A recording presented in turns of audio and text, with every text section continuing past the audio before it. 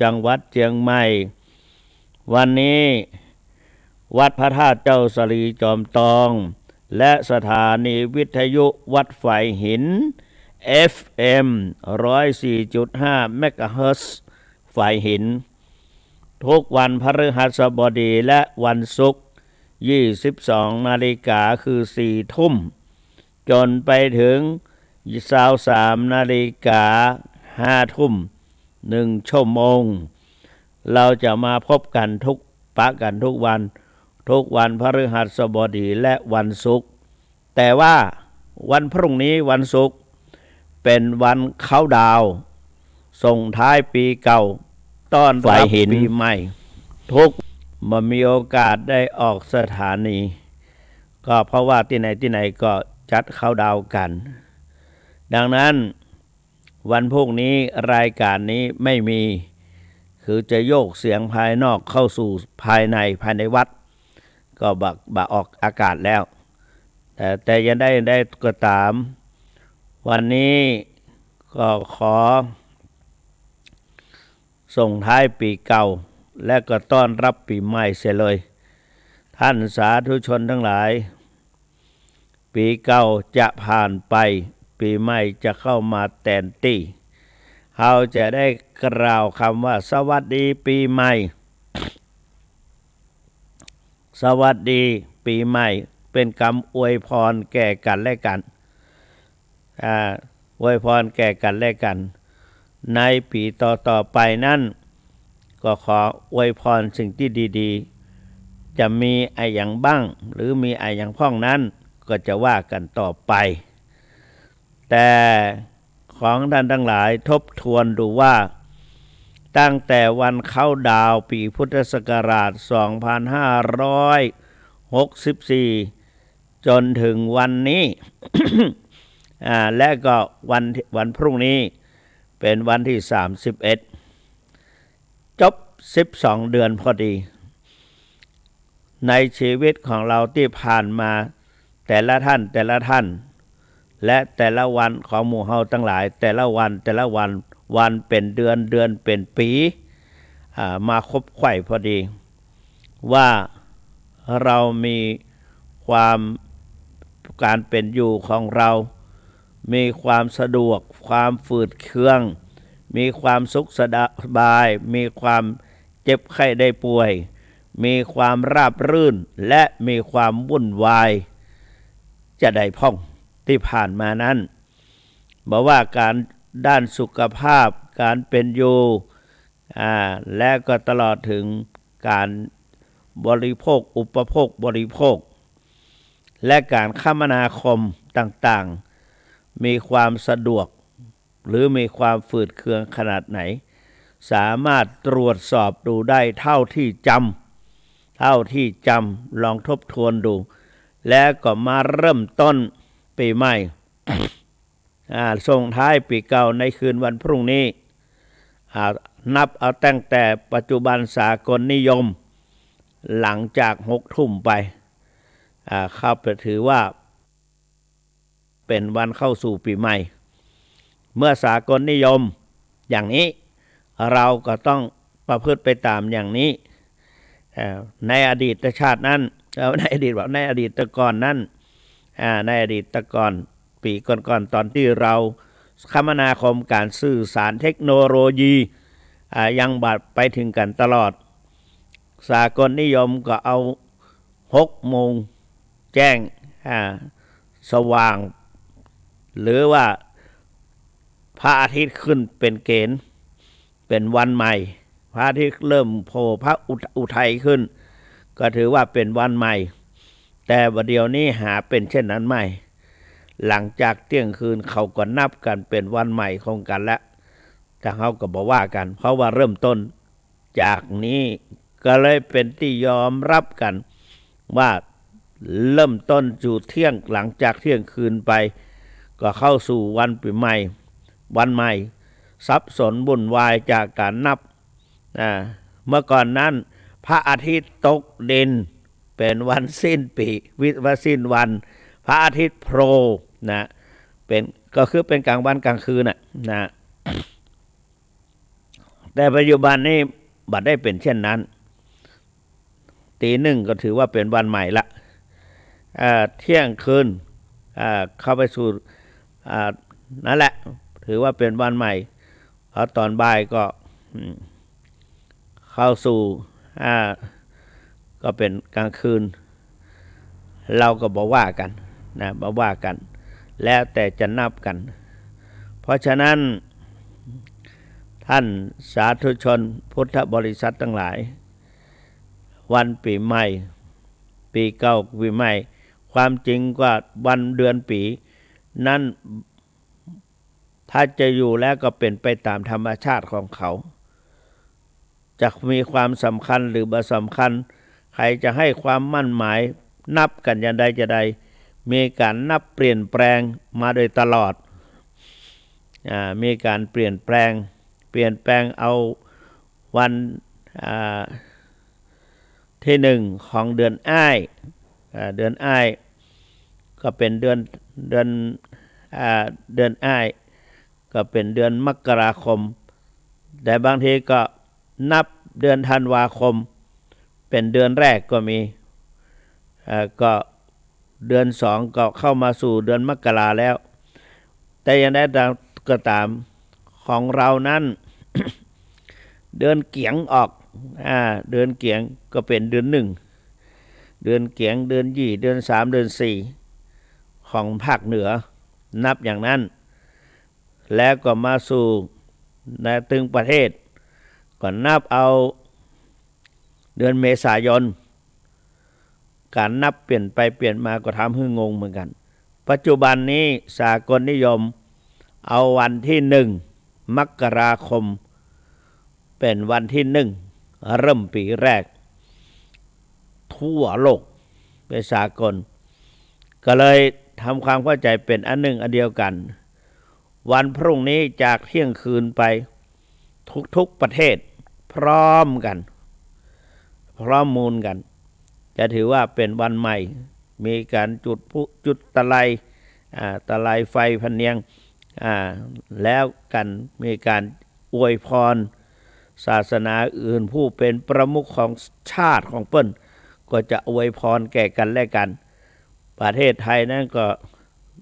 ตั้งแต่พระบาทสมเด็จพระเจ้าอยู่หัวแล้วก็มาพระสมเด็จพระสังฆราชแล้วก็มีนายกรัฐมนตรีแล้วก็ประธานสภาต่างๆนี้ก็จะอวยพรให้แก่กันและกันเพื่อพี่น้องอยู่เย็นเป็นสุข เพราะฉะนั้นท่านสาธุชนทั้งหลายในวันนี้ก็จะสวัสดีแก่ศรัทธาสาธุชนสวัสดีของพระเราจะได้ยินบ่อยๆพระสวัสดิ์ขอความสุขสวัสดีอวยพรสวัสดีนี่เป็นคำอวยพรให้แก่กันและกันในภาษาบาลีพระสงฆ์เอามาใช้ในการอวยพรเพื่อแก่ศรัทธาญาติโยมในการทำบุญต่างๆว่าสัทธาโสถีภวันตุเตหรือสัทธาโสถิภวตุเต เพราะฉะนั้นบอกว่าโสถิขอความสวัสดีขอความสวัสดีหรือโสถีขอความสวัสดีในโอกาสต่างๆภวันตุจงมีเตแก่ท่านหรือโวแก่ท่านทั้งหลายศรัทธาในการทุกเมื่อเทินพระเจ้าว่าปั่นปอนสัทธาโสถีภวันตุเตแปลว่าขอความสุขสวัสดีจงมีแก่ท่านทั้งหลายตลอดกาลนานหรือในการทุกเมื่อตลอดกาลเวลาทุกเวลาไม่ว่าเวลาไหนก็ขอให้ความดีเหล่านี้จงบังเกิดมีแก่ท่านทั้งหลายความดีมีอะไรบ้างสมัยอาตมาอยู่วัดพระพุทธบาทตากผ้าครูบาได้เห็นพวกอาตมาในสมัยนั้นเราก็ทำไปตามเรื่องของมันนั่นแหละก็ไม่ได้คือความสำคัญอย่างมากมายเท่าไหร่ เกี่ยวกับวัด ระบาทตากผ้าเนี่ยตอนนั้นการก่อสร้างอย่างต่างๆเราพระเนรก็จัดกันทำเองจัดเองทำเองไปซื้ออย่างต่างๆมานอกจากสิ่งก่อสร้างใหญ่ๆก็จ้างศาลาแล้วก็เล็กๆน้อยๆเราก็ทำกันเองไปซื้อของต่างๆครูบาก็ใจในสมัยนั้นก็มีท่านพระมหาสาคร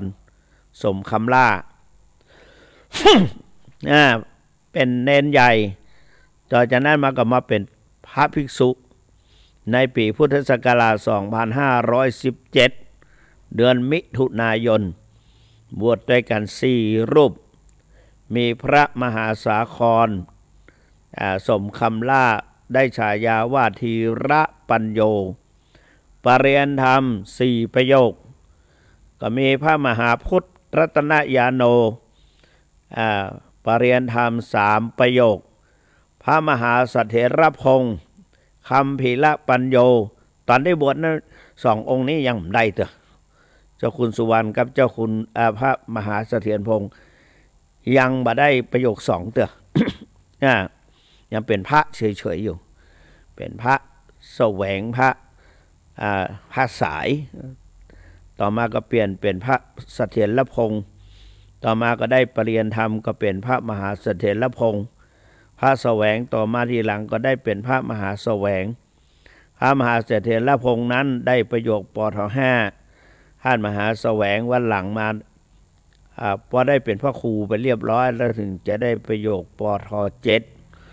7 ในตอนนั้น2 องค์หลังนี่ยังไม่ได้ปรริญญาอย่างสักอย่างเป็นพระภิกษุธรรมดาก็บวช ทีนี้เท้าความอย่างละเอียดเลยก็พอดีก็ไปซื้อของร้านค้าต่างๆเปิ้นก็คือสคสส่งความสุขพศแล้วก็ปีใหม่สคสส่งความสุขพศนั้นพศนี้ก็ว่ากันไปแล้วก็ให้ปฏิทินมาด้วยปฏิทินสมัยแต่ก่อนนั้นเป็นปฏิทินฉีกมี365 แผ่นหรือ366 แผ่นปกมันแหมก็คงเกินกว่านั้น67-68 ทีนี้ปฏิทินแปลว่าให้เฉพาะวันพ้นจากวันนั้นก็ต้องฉีกทิ้งเรียกว่าปฏิทินให้เฉพาะวันไปต่อมาก็เป็นปฏิทินยาวมีครบเดือนเรียงให้เห็นสมัยก่อนก็มีวันข้างขึ้นข้างแรมมีอย่างงดมีปีด้วยปัจจุบันนี้บอกว่าเป็นปีอะไรสมัยแต่ก่อนนี่ใส่งดปีชวดฉลูขานวันนี้ไปดูแล้วมาเห็นมองว่าเป็นปีอย่างก็ยังงงอยู่บางครั้งก็ลืมไปแต่ก็บอกเป็นอย่างเดี๋ยวก็ไปค้นได้ค้นดู Google หรือ YouTube ก็แล้ว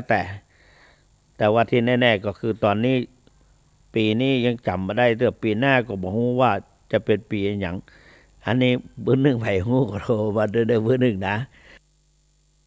ตอนนี้บ่คือโทรเตือนไปอ่านว่าครูบาวัดพระบาทตากผ้าเปิ้นได้เห็นพวกอาตมาเอาสคสหรือว่าสวัสดีปีใหม่สคสส่งความสุขไปแขวนไว้หน้าห้องแล้วก็เปิ้นเดินไปตรวจดูความเรียบร้อยภายในวัดแต่ละกุฏิก็ไปสะดุดอยู่เบอร์56กุฏิปิ่นเกตลอยซึ่งท่านสุวรรณเมธีสมัยนั้นอยู่ที่หั่นก็ไปเรียกให้เขาเรียกว่าใครเป็นเจ้าของห้องก็มีตู้แหวงออกมาภิกษุแสวงออกมาผมครับถ้าถามว่าอันนี้มาแขวนไว้นี่ทำไมก็บอกว่าสคสส่งความสุขสวัสดีปีใหม่แฮปปี้นิวเยียร์เพื่อเขียนอีตัวก็เลยให้เอาออกเสียไม่ดีเอามาประดับคือเอาออกเสียก็เลยเอาออกเสียแล้วก็ตอนกลางค่ำมาได้ประชุมกันเรียกพระเนรทางวัดพระภิกษุสามเณรทางวัด แล้วครูบาก็ได้พูดถึงวันสวัสดีปีใหม่สวัสดีเราควรจะมีความดีอย่างบ้างมีความดีอะไรพ้องเนี่ยแล้วครูบาก็บอกว่าสวัสดีปีใหม่ขอให้ทุกคนมีความดีอยู่ดูเหมือน5ประการ 1. ความรู้ดี 2. ความประพฤติดี 3. ศีลธรรมดี 4. สังคมดี 5. ความเสียสละดี 1. ความรู้ดีคนเราทั้งหลายนั้นมนุษย์เป็นสัตว์สังคมจะอยู่โดดเดี่ยวดายไม่ได้จะต้องรวมกันเป็นสังคมเครือญาติสังคมหมู่บ้านสังคมครอบครัวสังคมเครือญาติสังคมหมู่บ้านตำบลอำเภอจังหวัดและก็ประเทศตลอดถึงสังคมโลก แต่ละสังคมก็จะต้องมีภาษาเป็นสื่อสารกันให้รู้ให้เข้าใจตั้งแต่ภาษาใบ้ภาษามือภาษาต่างๆจนถึงมีภาษาพูดและก็ภาษาเขียนภาษาพูดภาษาเขียนเป็นสื่อสารต่อกันและกันเพราะฉะนั้นมนุษย์จะต้องมีการศึกษาเพื่อจะสื่อสารต่อกันและกันเพื่อพัฒนาให้เกิดความเจริญรุ่งเรืองก้าวหน้าเพราะนั้นจึงมีการศึกษาหาความรู้จนถึงมีคำว่าเกิดเป็นนกต้องมีขนเกิดเป็นคนต้องมีความรู้นกไม่มีขนคนไม่มีความรู้ขึ้นสู่ที่สูงไม่ได้เพราะฉะนั้นถ้าจะเป็นนกก็ต้องมีขนถ้าเกิดเป็นคนก็ต้องมีความรู้ถึงจะขึ้นสู่ที่สูงได้นี่ครูบาเปิ้นสอนอย่างนั้น แต่ในขณะนั้นก็ต้องใช้ธรรมะมามีความพยายามมาสอนตัวมาใช้กำกับตนเช่นมีความอดทนต่อพระพุทธเจ้าก็ให้เราทนต่อทนกระกรำทนลำบากทนเจ็บใจอย่างนี้เป็นต้น สังคมที่จะมีความสุขและก็มีความเจริญก้าวหน้าต้องมีความอดทนครูบาวัดพระพุทธบาทตากผ้าว่าตอนต้นสู้ทนทุกข์จะพบสุขเมื่อตอนปลายตอนต้นเราสบายจะได้ร้ายเมื่อปลายมือครูบาปันก่อเสลียมสอนว่าอด3 เตื้อเป็นเจ้าอด9 เตื้อเป็นครูบาอาจารย์ต้นอ้อยต้นตาลบัดถึงการเวลาหาความหวานมาได้อะไรก็ต้องรอเวลา เพราะรู้สิ่งอย่างมีเวลาเป็นเครื่องกำหนดจะใจร้อนไม่ได้เป็นไปตามเหตุตามปัจจัยตามฤดูกาลตามการเวลาหรือว่าตามวัยปฐมวัยมัชชิมวัยปัจฉิมวัยต้องตามบางอย่างออกตามวัยตามการเวลาเช่นพืชพันธุ์ธัญญาหารก็ออกตามการเวลาเพราะฉะนั้นจึงมีปฐมวัยมัชชิมวัยปัจฉิมวัยเปรียบเหมือนการอยู่ในสังคมชั้นปฐมต้นชั้นปฐมชั้นมัธยมและระดับอุดมศึกษา ต้องไปตามการเวลาถึงจะประสบความสำเร็จ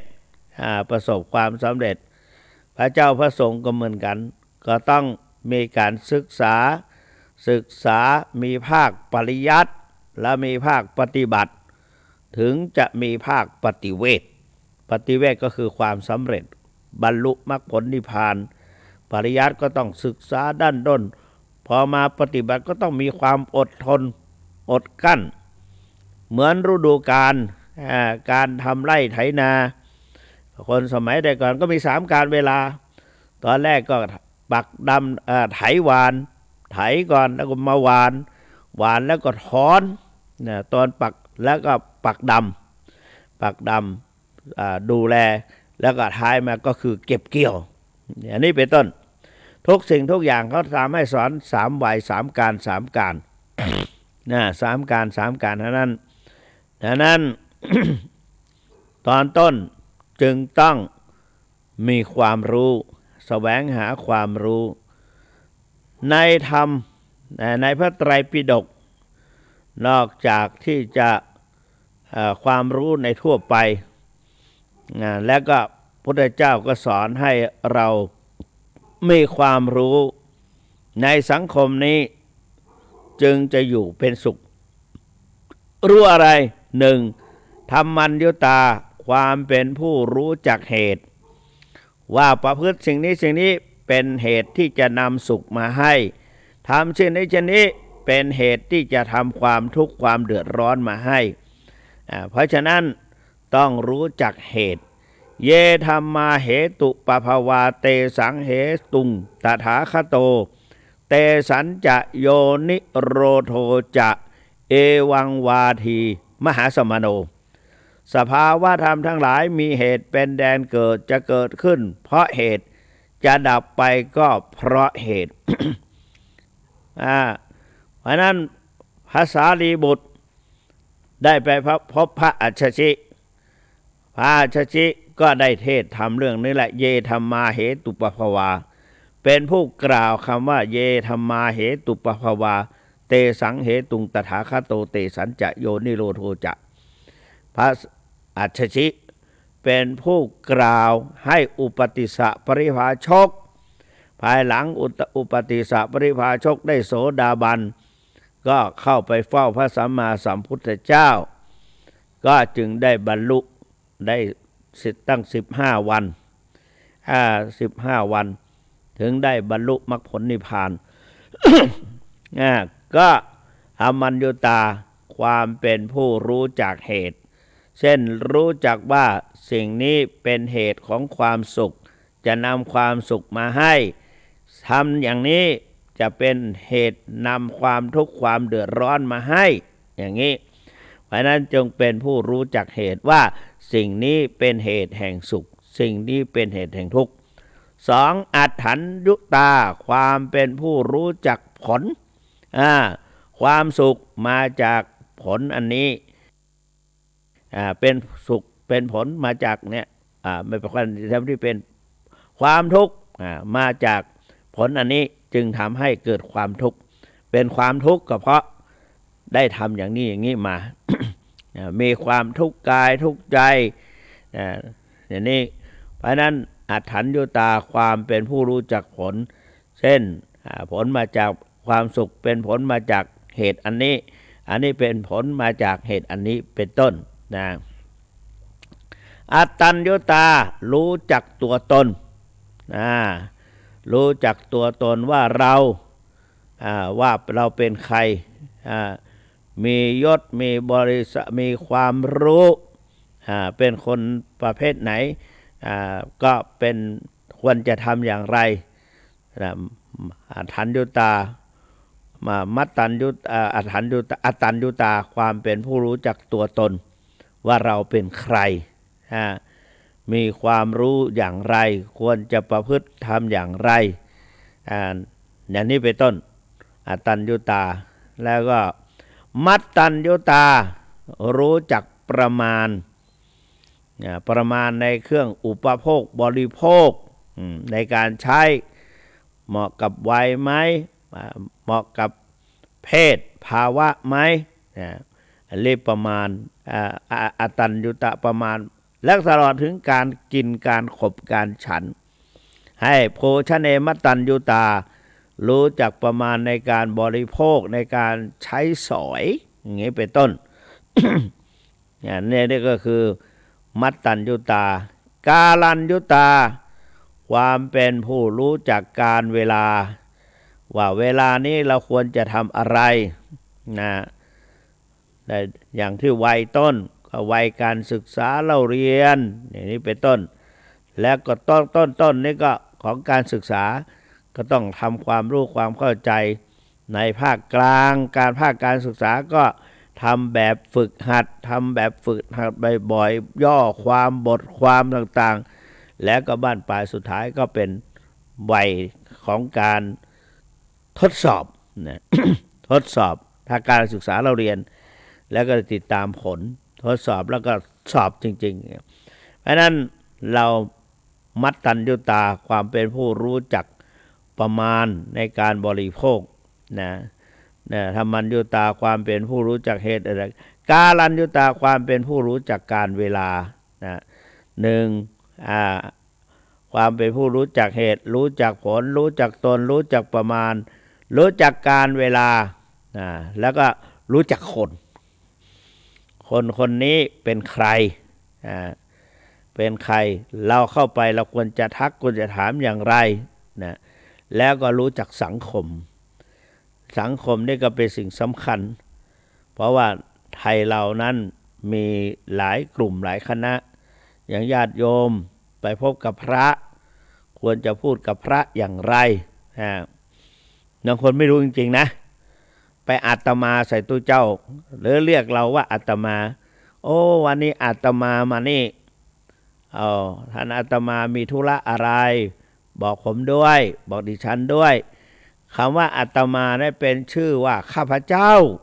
ตัวตนของอาตมาอัตตะแปลว่าตนตัวตนในรูปนะเราเนี่ยของใครของมันข้าพเจ้าข้าพเจ้ากับผมนะก็แต่คนไม่รู้ก็ไปเรียกสัพพะก็เลยไปอาตมาเรียกพระว่าอาตมาบางทีก็กลับไปกลับมาโยมดีใจเหลือเกินวันนี้ได้มาฉันอาหารที่วัดเห็นหลวงพ่อเขากินอร่อยโยมก็เลยฉันใช้ศัพท์ปนกันไปหมดเพราะความตื่นเต้นนะความในสังคมนะนี่ก็คือความเป็นผู้รู้ตลอดถึงรู้อะไรต่างๆการศึกษาเล่าเรียนวิชาความรู้ข้อสำคัญคือรู้จักตัวรู้จักตัวนะความรู้วิชาความรู้เนี่ยเป็นสิ่งสำคัญสุนทรพูดว่ามีวิชาเหมือนมีทรัพย์อยู่นับแสนจะตกถิ่นฐานใดคงไม่แคลนถึงคับแค้นก็พอยังประทังตนนะเกิดเป็นคนควรหมั่นขยันแล้วก็มีความรู้ไม่รู้จริงๆก็รู้สักอย่างเดียวก็ยังได้แต่ขอให้ช่ำชองให้มีความเข้าใจบอกว่าอันความรู้เพียงกระจ่างแต่อย่างเดียวขอให้เชี่ยวชาญเถิดจะเกิดผลอาจจะชักเชิดชูฟูสกลถึงคนจนพงไพร่คงได้ดีเนี่ย อันนี้ก็คือความรู้ดีประการที่สองประพฤติดีประพฤติดีความประพฤตินั้นก็คือการแสดงออกทางกายทางวาจาและพฤติกรรมทางใจความประพฤตินั้นก็แบ่งออกเป็นอยู่1สุจริต2ทุจริตสุจริตก็กายทุจริตการทุจริตคือประพฤติไม่ดีก็มีการฆ่าสัตว์ลักทรัพย์ประพฤติผิดในกามทางวาจาก็พูดเท็จพูดส่อเสียดพูดคำหยาบพูดเพ้อเจ้อทางใจพฤติกรรมทางใจก็มีความโลภความโกรธความหลงอันนี้ประพฤติไม่ดีแต่พฤติกรรมที่ดีเรียกว่าสุจริตสุจริตก็ตรงกันข้ามแหละไม่ฆ่าสัตว์ไม่ลักทรัพย์ไม่ประพฤติผิดในกามไม่พูดเท็จไม่พูดส่อเสียดไม่พูดคำหยาบไม่พูดเพ้อเจ้อไม่โลภไม่โกรธไม่หลง อันนี้เป็นความประพฤติดีประพฤติชอบความรู้ดีความประพฤติดีแต่ว่าเพราะฉะนั้นจะดีจริงๆก็ต้องอาศัยศีลธรรมดี อันได้แก่ความเมตตามีความเมตตาต่อกันและกันก็คือความรักเมื่อมีความรักมีความเห็นอกเห็นใจกันเขาบอกว่าอยู่คนเดียวให้คิดบวกอยู่กับพวกให้เมตตาอย่างนี้เป็นต้นเพราะฉะนั้นอยู่คนเดียวให้คิดบวกมองโลกในแง่ดีในแง่ดีในแง่ที่ดีๆมองคนในแง่ดีๆถ้าเรามองคนในแง่ดีเราก็จะไม่ตำหนิติฉินคนเราย่อมมีความบกพร่องบ้างพระพุทธเจ้านักปราชญ์เขาเขียนว่าสี่เท้ายังรู้พลาดนักปราชญ์ยังรู้พลั้งคนไม่ระวังไม่สำรวมระวังก็ต้องมีการพลาดพลั้งเป็นธรรมดาถ้าเรามองในนี้ก็มีเมตตาเห็นอกเห็นแสดงความเห็นอกเห็นใจซึ่งกันและกัน นี่แหละเราก็จะคือมองโลกในแง่ดีประการที่อันนี้ก็เป็นการที่ไม่เบียดเบียนกันทั้งทางกายทางวาจาและทางทรัพย์สินตลอดถึงประทุษร้ายทางใจประการที่สองกรุณาความเห็นอกเห็นใจหนึ่งเมตตากรุณาข้อที่หนึ่งเมตตากรุณาเมื่อมีเมตตาแล้วก็มีกรุณาความสงสารพยายามอยากให้เขาได้พ้นจากความทุกข์อยากให้เขาประสบความสำเร็จในชีวิตไม่ว่าด้านศึกษาเล่าเรียนในการทำอะไรเราก็อยากให้เขาเห็นอยากเห็นเขาประสบความสำเร็จในชีวิตและให้เขาปราศจากความเดือดร้อนวุ่นวายทั้งทางกายทางใจทางวาจาทางกายทางในด้านจิตใจทางกายก็อย่าได้มีโรคภัยไข้เจ็บอะไรเลยอย่าได้มีอุปสรรคอะไรเลยก็คือมีความปรารถนาดีคือกรุณาเมตตากรุณาพอเขาประสบมันก็สงสารเห็นโอกาสก็ช่วยเหลือเกื้อกูลเขาได้รับความดีแล้วก็โมทนาเขาประสบความสำเร็จมีความเจริญก้าวหน้าก็โมทนาถึงคราวที่ว่าเขาจะประสบเคราะห์กรรมหรือได้รับผลแห่งการที่เขาพฤติกรรมมาเราก็ไม่เหยียบย่ำซ้ำเติมอันเรียกว่าอุเบกขาเนี่ย อันนี้ก็คือ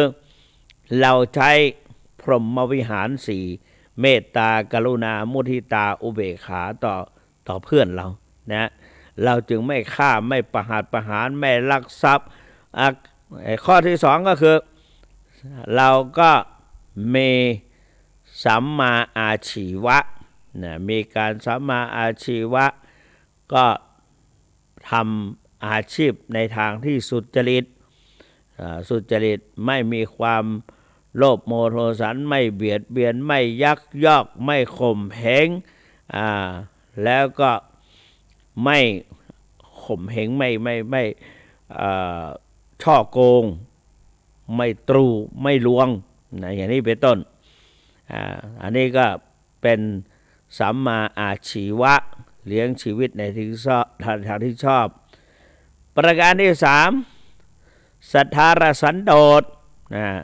คือมีความพอใจในคู่ครองของตนไม่ไปแย่งไม่ไปละเมิดสิ่งที่เขาหวงเขารักประการที่สี่แล้วก็มีสัมมาวาจามีสัมมาวาจาเจรจาไพเราะเจรจาอ่อนหวานพูดประสานสามัคคีพูดดีมีสาระอย่างนี้เป็นต้นก็เราประพฤติศีลข้อที่สี่และข้อที่ห้าก็มีสติโดยที่เราไม่ไปเสพสิ่งเสพติดให้โทษนี่ก็ชื่อว่าเรามีศีลธรรมดีประการที่สี่ ประการที่สี่สังคมดีบอกได้ไงว่ามนุษย์เราเป็นสัตว์สังคมจะอยู่โดดเดี่ยวดายไม่ได้จะต้องพึ่งพาอาศัยกันและกันความเจริญความก้าวหน้าจะเจริญก้าวหน้าก็ต้องอาศัยคนทั้งนั้นแหละต้องอาศัยเพื่อนพวกพ้องบริวาร ไปแล้วก็ถ้าเราก็มนุษย์ก็มีอยู่หลายจำพวกบางพวกก็ในท่ามงคลสูตรก็มีทั้งคนดีและมีคนดีก็คือเป็นบัณฑิตมีความรู้ความเฉลียวฉลาดประพฤติดีปฏิบัติชอบแล้วก็คนที่ไม่ดีเรียกว่าคนพาลคนพาลเพราะนั้นในสังคมนี้จะมีทั้งบัณฑิตเป็นกัลยาณมิตรคนพาลเป็นภาลชนเพราะฉะนั้นโบราณจึงบอกว่าเว้นหมาให้ห่างประมาณ1 ศอกเว้นวอกคือลิงประมาณ1 วาเว้นคนพาลาคือคนพาล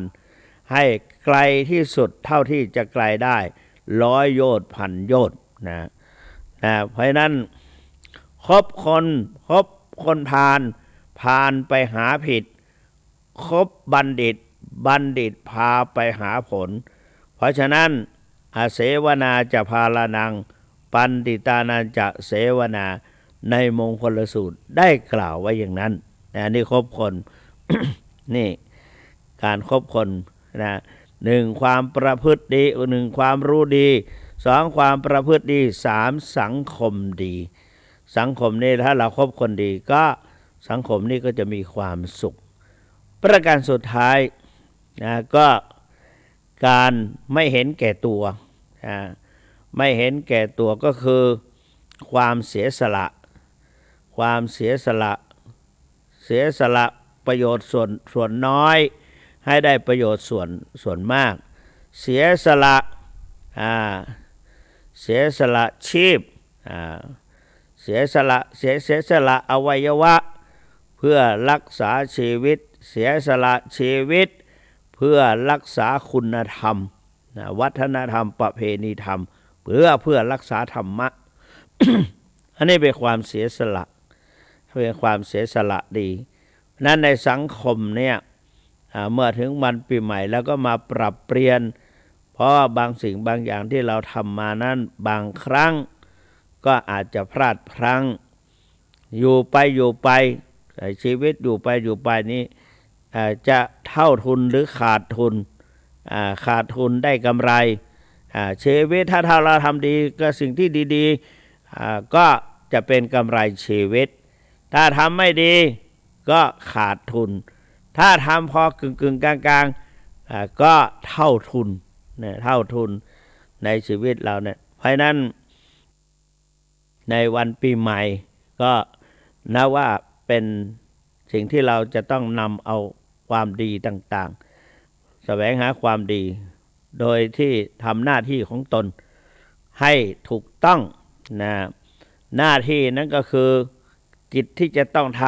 ำกรรมที่จะต้องรับผิดชอบสิ่งที่จะต้องประกอบถ้าปล่อยปละละเลยก็จะเกิดความเสียหายเพราะนั้นโบราณว่าหน้านอกบอกความงามหน้าในบอกความดีหน้าที่บอกถึงความสามารถหน้านอกบอกความงามหน้าในบอกความดีหน้าที่บอกให้รู้ถึงความสามารถเพราะนั้นเมื่อมีหน้าที่ต้องทำตามหน้าที่ไม่หลบเลี่ยงเบี่ยงบ่ายหน้าที่ไม่ทำอะไรเกินหน้าที่และก็ไม่ก้าวก่ายหน้าที่ เพราะนั้นเขาเขียนว่าหน้าที่มีก็มีหน้าชูราศีหน้าตาดีแต่ขี้เกียจคนเหยียดหยามหน้าที่นั้นสำคัญกว่าคนหน้างามหน้าตาดีหน้าที่3ไม่งามหน้าที่มีอยู่2ชนิดคือ1เป็นไปโดยธรรมชาติ2เป็นไปโดยการแต่งตั้งหรือเลือกตั้งอย่างนี้เป็นต้น เป็นไปโดยธรรมชาติเราก็ทำหน้าที่ดีเป็นบุตรเป็นธิดาที่ดีเป็นบุตรเป็นลูกเป็นหลานที่ดีของพ่อแม่ทำหน้าที่เป็นศิษย์ที่ดีของครูบาอาจารย์เป็นชาวบ้านที่ดีของสังคม และก็เป็นประชาชนที่ดีของประเทศชาตินี่หน้าที่ที่รับแต่งตั้งก็คือได้รับการแต่งตั้งให้ดำรงหน้าที่ต่างๆเช่นเป็นผู้ใหญ่บ้านกำนันนะเป็นตำรวจเป็นทหารเป็นพยาบาลเป็นแพทย์นะเป็นสมณะเป็นสมณะเป็นญาติโยมเป็นพลเมืองดีของชาติอย่างนี้เป็นต้น เพราะนั้นก็ทำหน้าที่ของเราให้ดีนะให้ตรงกับหน้าที่และก็ให้มีความพัฒนาอยู่เรื่อยๆนะ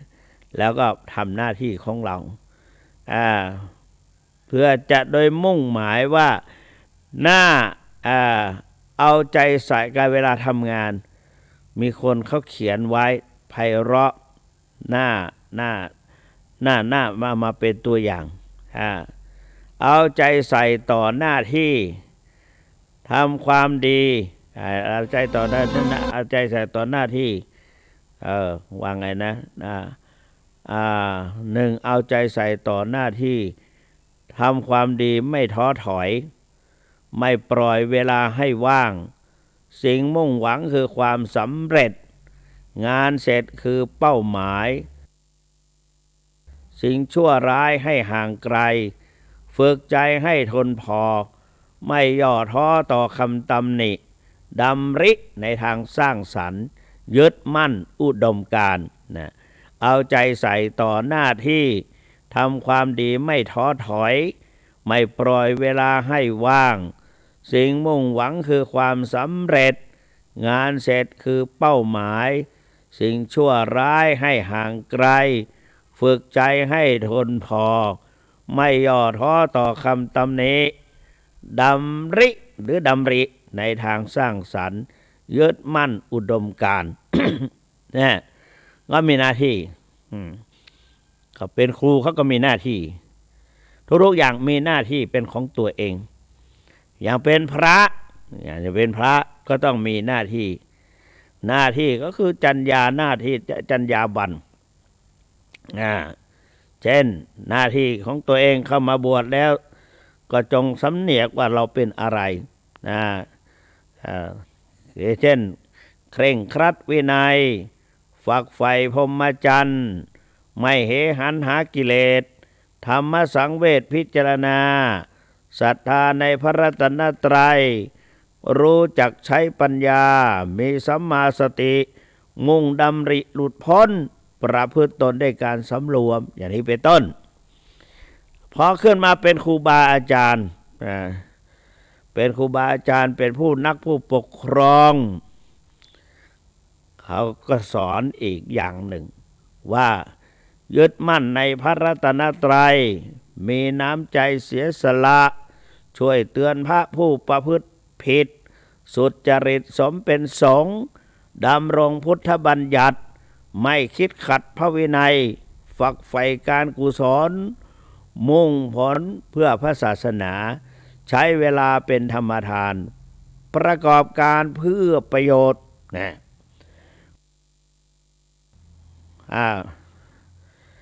นี่ก็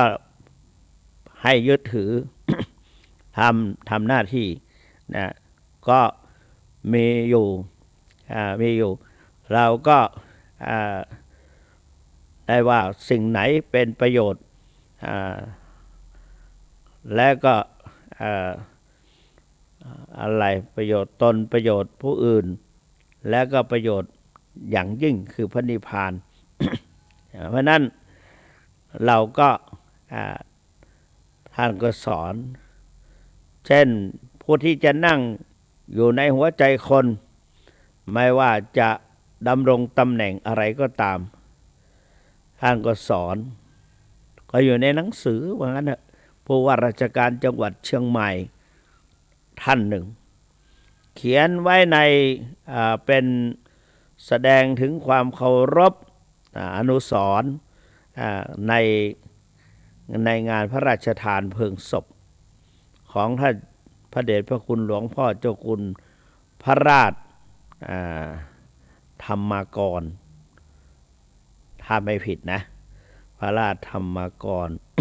รัตนากรพระราชรัตนากร ไว้ในวัดพระธาตุดอยสุเทพสมัยก่อนท่านเขียนว่าเรียกว่าเสียสละเป็นแบบอย่างสร้างศรัทธารู้ปัญหาชาวบ้านมีผลงานให้เห็นดีเด่นด้านคุณธรรมกล้านำประชาชนอุทิศตนด้วยชาญฉลาดมีความสามารถทางสร้างสรรค์ท่านว่าอย่างนั้นฟังดูแล้วก็เข้าท่านะเอาได้ก็คือพัฒนา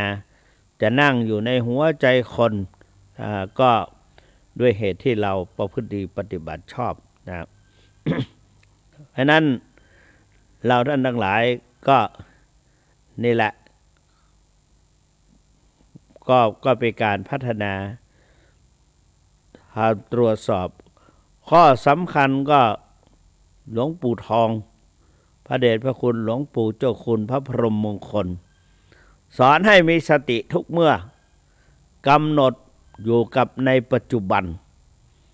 กำหนดปัจจุบันอะไรก็เอาปัจจุบันเป็นยังไงแล้วก็พิจารณาตามเหตุตามปัจจัยตามเหตุตามปัจจัยแล้วก็ให้มีสติอยู่กับปัจจุบันอยู่ในกับรูปกับนามอยู่กับกายในอิริยาบถและโดยความไม่ประมาทโดยมีศีลรักษาศีลคุ้มครองโดยเฉพาะชาวบ้านธรรมดาเจ้าพระคุณสมเด็จพระมหาราชมังคลาจารย์ว่าศีล5นั่นแหละดีที่สุดสามารถที่ไม่ให้เราไปติดคุกติดตารางได้ก็เพราะศีล5ถ้ารักษาศีล5ให้บริสุทธิ์เสมอไม่ต้องกลัวว่าจะต้องไปติดคุกติดตารางไม่ต้องกลัวว่าจะไปตกนรกหมกไหม้เพราะศีลนั้นเป็นทุนเดิมท่านสอนอย่างนั้นเพราะนั้นนี่แหละก็คือการปกครองตนเองและก็ปกครองตามหน้าที่ที่คนเหล่านั้นเป็นเราจะต้องมีพระพุทธเจ้าสอนแก่สิงฆมานพในสิงคารสูตรพระสุตตันตปิฎกว่าคนเราจะมีความเกี่ยวข้องถึง6ทิศ6ประเภทคน1บิดามารดาเปรียบเหมือนทิศตะวันออกทิศตะวันออกเฉียงใต้ก็เปรียบเหมือนครูบาอาจารย์เปรียบเหมือนมิตรหนึ่งบุรพทิศ2ทักขิณทิศคือทิศเบื้องขวาได้แก่ครูบาอาจารย์3ปัจฉิมทิศคือทิศเบื้องหลังได้แก่บุตรภรรยาแล้วก็เหตุทิมทิศอุตราทิศคือทิศเบื้องซ้ายได้มิตรสหายสายสัมพันธ์แล้วก็เหตุทิมทิศคือทิศเบื้องต่ำลุ่มไปเราไปหน่อยก็คือลูกน้องหรือว่าคนใช้อุปริมทิศคือทิศเบื้องบนได้แก่สมณพราหมณ์ก็มีพระเจ้าพระสงฆ์หรือพระรัตนตรัยหรือว่าประมุขของชาติอย่างนี้เป็นต้นเราก็ใช้ธรรมะกฎที่มันจะต้องอยู่กับคนเหล่านี้หรือว่าสิ่งเหล่านี้ไปโดยตลอดเพราะฉะนั้นถ้าเรามีความสำนึกสามัญสำนึกมีสติครองตนอยู่ตลอดเวลา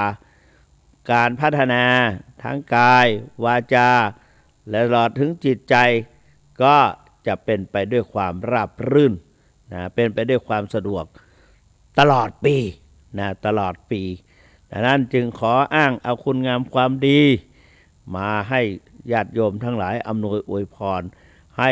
ในปีพุทธศักราช 2565 ก็ให้ชีวิตของท่านทั้งหลายประสบแต่สิ่งที่ดีๆแล้วก็ปราศจากสิ่งที่ไม่ดีหรือว่าอุปสรรคทั้งหลายอย่าได้มากล้ำกลายท่าน แล้วก็ขอให้ท่านทั้งหลายดำเนินวิถีชีวิตไปด้วยความราบรื่น0817830215ใครจะพบปะกับท่านเจ้าคุณส่งท้ายปีเก่าต้อนรับปีใหม่เพราะวันพรุ่งนี้จะไม่ได้มาจัดนะก็ต้องขึ้นชื่อว่าเดือนมกราคมนะมาแล้วหนึ่งสายเจริญพรประคอยใต้เนาะประคอยใต้คือแข็งแรงตั้งแต่มาถวายสังฆทานรับพรจากท่านเจ้าคุณวันนั้นดีขึ้นเนาะนะก็ขอให้ดีขึ้นเรื่อยๆนะนะโดย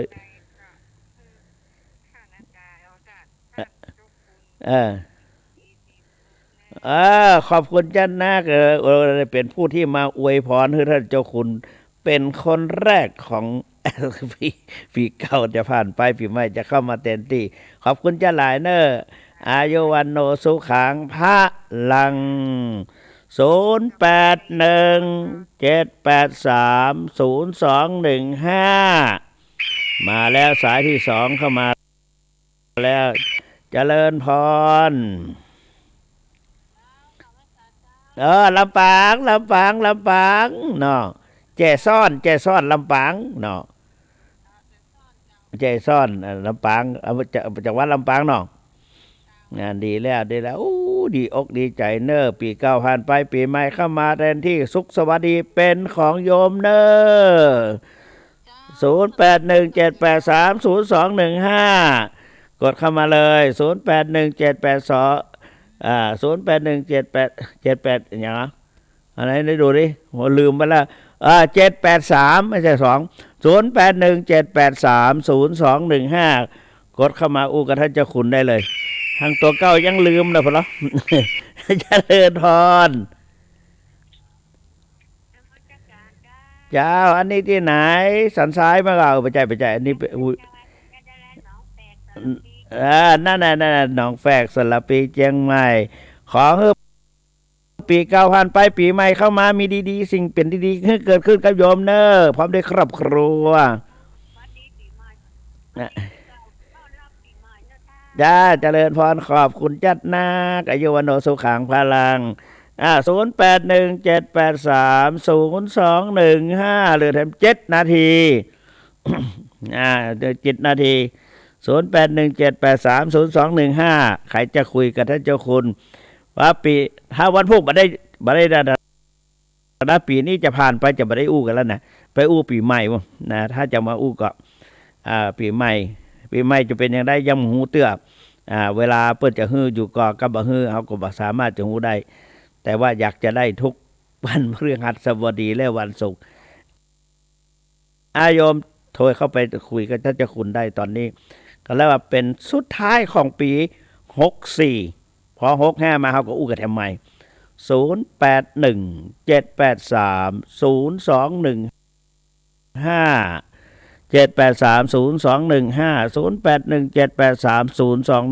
้าๆก็ได้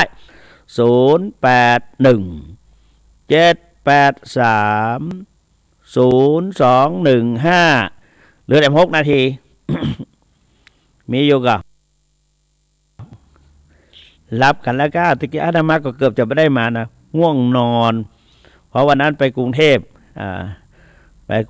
ไปงานนี่แหละนั่นมาแล้ว6เจริญพรเจ้านี้ที่ไหนแม่แตงปีเก่าผ่านไปปีใหม่เข้ามาแทนที่ความสุขสวัสดีเป็นของโยมเนออายุวันโนสุขังพลัง081783ก็เข้ามาเลย0817830215นะคนละนิดคนละหน่อยนะ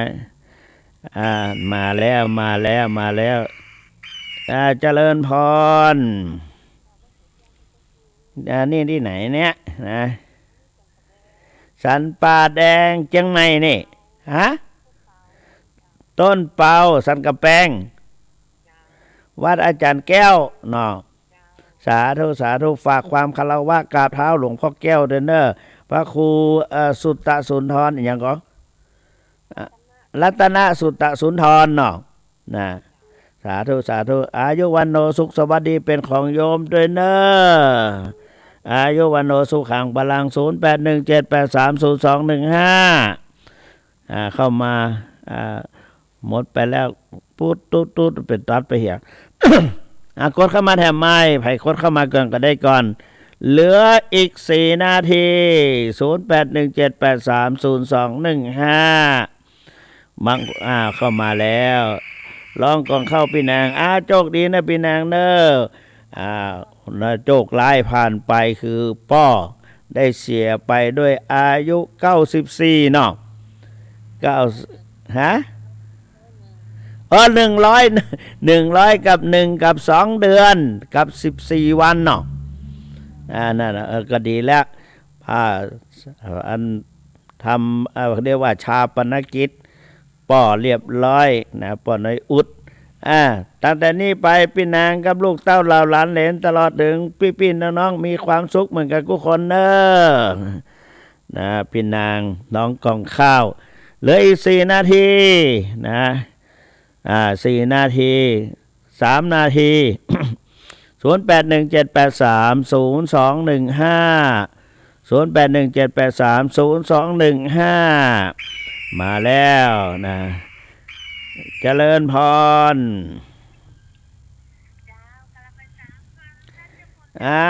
สันทรายบ้านทิเนาะสันทรายบ้านทิวันพวกบะหมี่หมดพวกหมีนะมีวันนี้แหละปีนี้วันพวกนี้เป็นวันสุดท้ายแต่ไม่มี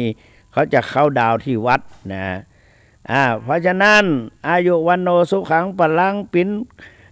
ป็นโจกดีของปีเนออายุวันโนสุขังพลังเจริญพร081783เหลือ3นาทีในนาฬิกาโน้นเหลือ2ที่นี่เหลือ3 ในโทรศัพท์นี่เหลือ3ที่ตั้งนั้นเหลือ2นาที0817830215ส่งท้ายปีเก่าต้อนรับปีใหม่ส่งท้ายปีเก่าต้อนรับปีใหม่นะปีใหม่นี้นะปีเก่าผ่านไปเร็วๆจะกดเข้ามาหน่อย0817830215สวัสดีปีใหม่0817830215มีอยู่ก็แล้วเรือนใช่เจริญพรแหละเจริญพรอย่ามาสักคำนั่นน่ะเจ้าจ้าที่ว่าได้ลำพูนนะลำพูนนี่มันกว้างนะอำเภอหยังอำเภอเมืองเนาะอาจจะโยมอาจจะไม่ได้ยินก็ได้หรือมาเฮาไม่ได้ยินเหมือนอำเภอเมืองเนาะได้อันก็สุขสวัสดีเป็นของโยมเนอะพร้อมด้วยครอบครัวมีแต่ความสุขไม่มีความทุกข์ราบรื่นในชีวิตทุกๆประการเหลืออีก1นาที0817830215อีก1นาที0817830215เหลือแถมน้อยหนึ่งเร็วถ้ามีก็มาเป็นหยังนะ เพราะฉะนั้นพุทธานุภาเวนะด้วยอานุภาพแห่งคุณพระพุทธเจ้าธรรมานุภาเวนะด้วยอานุภาพแห่งคุณพระธรรมเจ้าสังฆานุภาเวนะด้วยอานุภาพแห่งคุณพระสงฆ์เจ้าตลอดถึงทานศีลภาวนาและคุณงามความดีและคุณพระศรีรัตนตรัยตลอดถึงสิ่งศักดิ์สิทธิ์ทั้งหลายจงปกปักพิทักษ์รักษาท่านพี่น้องพุทธศาสนิกชนหรือประชาชนชาวไทยหรือประชาชนชาวสยามทุกรูปทุกนามทุกท่านทุกประการ